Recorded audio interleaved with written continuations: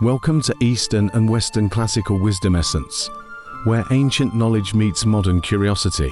We explore timeless wisdom from both Eastern and Western philosophies, history, and cultural traditions, bringing you insightful discussions and fascinating discoveries. Join us as we unlock the secrets of the past to inspire the present and shape the future. Exploring Feng Shui. Feng Shui masters in history. Zhang Sanfeng was regarded as a Tai Chi master, a martial arts legend, and a true immortal in Taoist cultivation. At the same time, he was also a grand master of Feng Shui. In the Geomancy chapter of the Tianka section in the complete works of Zhang Sanfeng said, "Only the heavens cover good and evil. Only the earth carries good and evil. Only the immortal teacher buries good and evil in the heavens and the earth. The heavens cover without bias, the earth carries without bias, and the immortal teacher has no selfishness. When people have selfish desires, they cannot see reason. The principles of the earth are the principles of heaven. When there are heavenly principles, there are no human desires. Therefore, only the wise, honest, saintly, and virtuous can speak of this path." From this, it can be inferred that the role of a Feng Shui master is to act on behalf of the heavens and has strict requirements for their mindset. Even the great Taoist Zhang Sanfeng respected them and called them immortal teachers. A Feng Shui master must have the true transmission from their master, possess the ability to communicate with spirits, and be able to observe the form. In ancient China, some Feng Shui masters had undergone great physical changes after reaching a certain level of cultivation. In many legends, these masters were impervious to cold and heat, did not sweat much during the hottest summers, and did not feel cold in a single layer of clothing during the winter. Some could even fly and disappear before people's eyes. Feng Shui masters often travel through mountains and forests, covering hundreds of meters in a single step and flying around in the woods. This is described in the Gonglu section of the Book of Songs and the Great Odes of Qi, and is why some people call Feng Shui masters earth immortals. In the folk tradition, people believe that a Feng Shui master is someone who can read Feng Shui, also known as yin-yang master or Feng Shui master. Throughout history, many charlatans have learned a little bit about Feng Shui and used it as a means of making a living. However, there is a clear difference between a Feng Shui master and a charlatan. Charlatans do not actually practice Feng Shui. They only have some technical knowledge and skill, and they mainly use the knowledge accumulated by their predecessors to make a living. They primarily provide advice to ordinary people and help them understand the basic principles of Feng Shui. Although there is a big difference in skill between charlatans and Feng Shui masters, why have charlatans existed in Chinese society since ancient times? The reason is that people are divided into different social classes, and ordinary people do not have a deep understanding of Feng Shui. The abilities of charlatans are enough to meet the needs of ordinary people. In general, within a radius of 100 li, there are often individuals who possess extraordinary abilities, such as understanding Feng Shui, divination, and numerology. These charlatans, although not fully knowledgeable, can still help promote the ideas of genuine Feng Shui masters, who emphasize the importance of following the laws of nature and accumulating good karma over several generations to obtain a good burial site that can benefit future generations.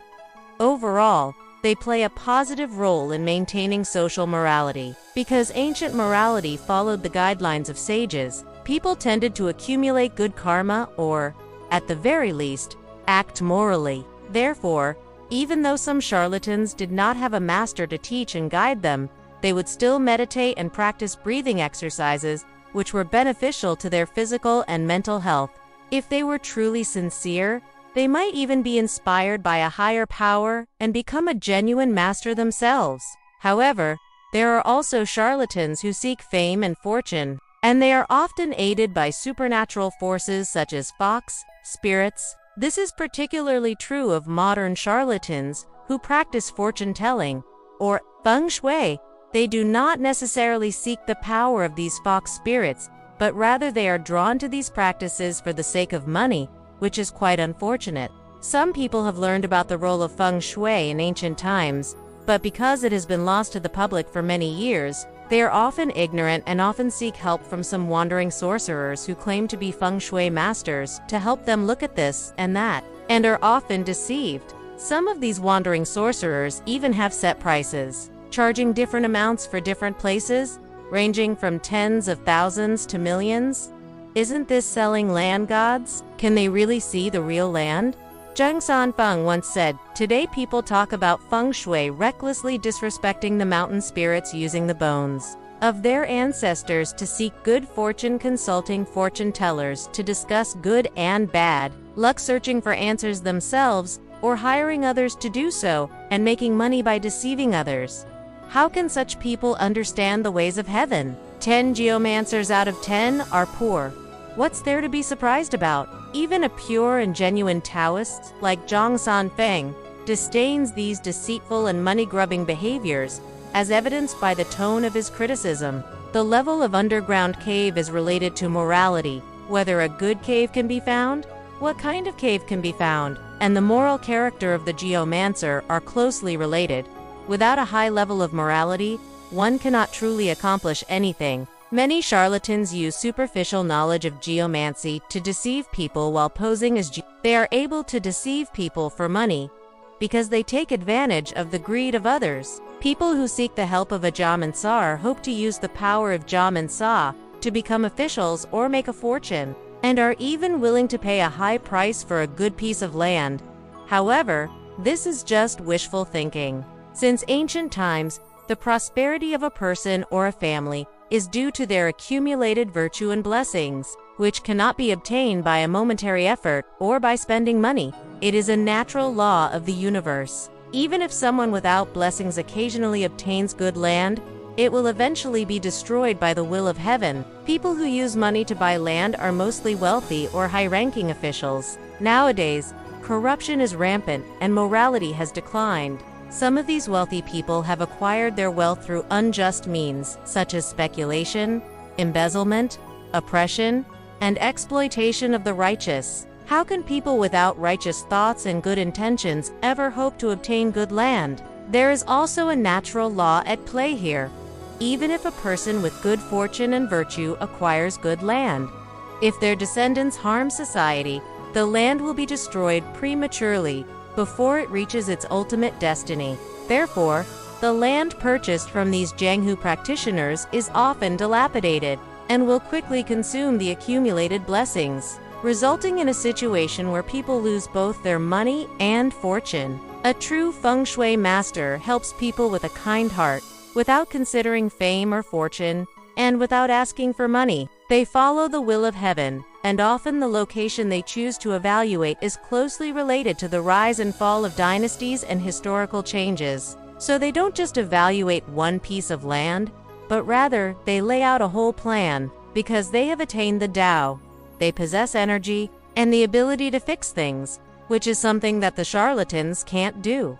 Of course, this fixing is based on the comprehensive consideration of various factors such as changes in celestial phenomena and blessings and merits. Some people do not believe in Feng Shui, and their most common argument is, if Feng Shui is so powerful, why are Feng Shui masters still so poor, and few have become wealthy? Those who hold this belief are simply ignorant of the truth. Feng Shui masters who have expertise in Feng Shui have helped many families prosper and even dominate the world in their later generations. For example, among the ancestors of the Ji family in the Zhou dynasty, many were experts in various arts, and they laid the foundation for the Zhou dynasty's prosperity for 800 years by setting up Feng Shui arrangements many years ago. Of course, those who can do this are also destined, and their families are also chosen by heaven. We humans are a part of the Earth's ecological cycle and a cell of nature. The Earth is a tiny planet in the solar system, which in turn is a part of the Milky Way galaxy. The Milky Way is a component of the universe of galaxies, so one can say that the Earth is a cell in the movement of celestial bodies. This is similar to genetics in modern biology.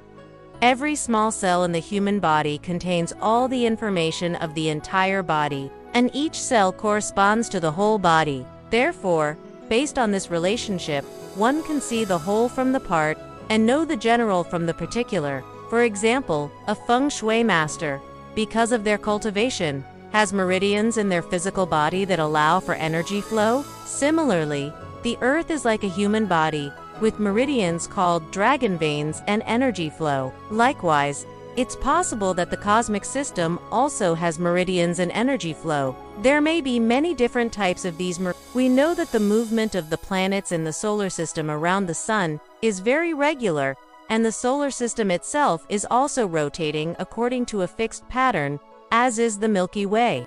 These celestial bodies and their interactions, as well as certain special meteorological phenomena, have been found by scientists to be very precise and were thought by Newton to be created only by God. In ancient China, these overall movements were called heavenly phenomena, which represent the will of heaven. If there is a God, a deity, or a higher form of life, then this may represent their intentions. At different times, the various star systems in the universe will produce different changes in movement, representing different divine wills. And divine wills require different driving forces in different spaces. For example, when the celestial phenomena change, and it's time to change dynasties, a certain family or person below who has accumulated sufficient virtue and blessings can become the emperor. A Feng Shui master can communicate with heaven and earth, receive divine edict, and search for the dragon veins and burial sites for this family's ancestors. When man and earth are in harmony, they correspond to the heavenly realm, where heavenly beings are arranged to be reincarnated into this family, and eventually become the emperor. This ensures the success of this divine will by merging the three elements into one. In practice, we have found that many families who are selected for this purpose have ancestors who were practitioners with successful cultivation, and many of them also had knowledge of Feng Shui and could locate the burial sites with their abilities or divine powers.